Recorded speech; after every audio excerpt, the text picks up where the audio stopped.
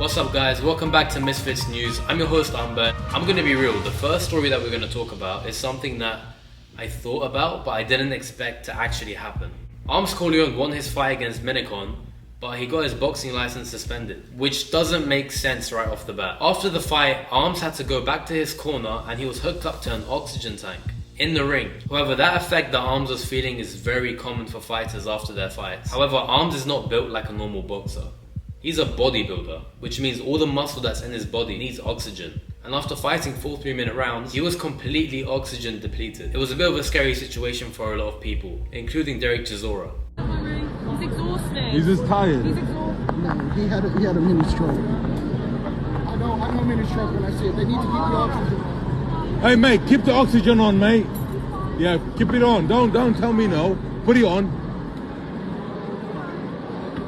Mate, keep the oxygen on him. Don't listen to her. Hey fella, put the oxygen on him. Security, that's medical work.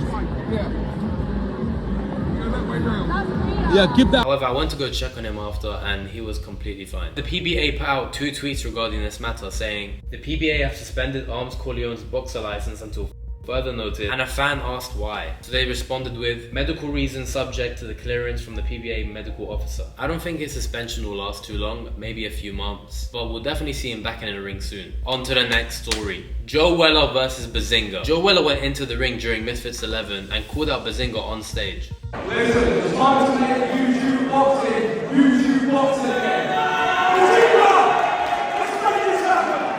I'm ready, run the arena. By the way, apparently Bazinga was invited to Misfits 11 to face off with Joe Weller in the ring, but he didn't turn up, which is why I'm thinking that Bazinga and Joe Weller may not happen. However, Bazinga started talking about the fight on his podcast. I don't need to do the fight, really. It'd merely be like a passion thing to do it. I would be training twice a day, pretty much living in the gym. You wouldn't really see me apart from like eating and then sleeping. If I signed up to this fight, I'm cooking.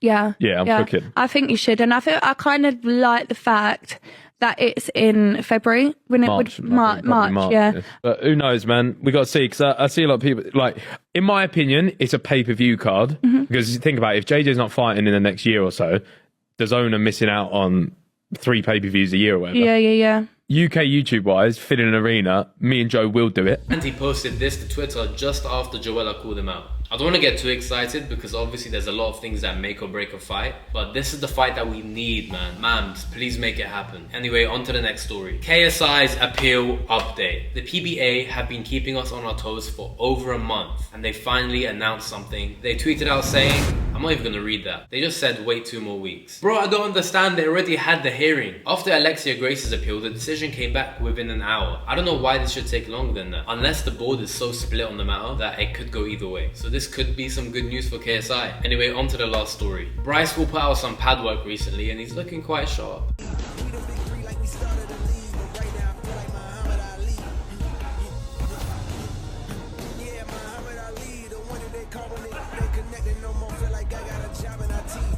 I think we all know who Bryce wants to fight now, and it's clearly Deji Olatunji himself. They had a face-to-face.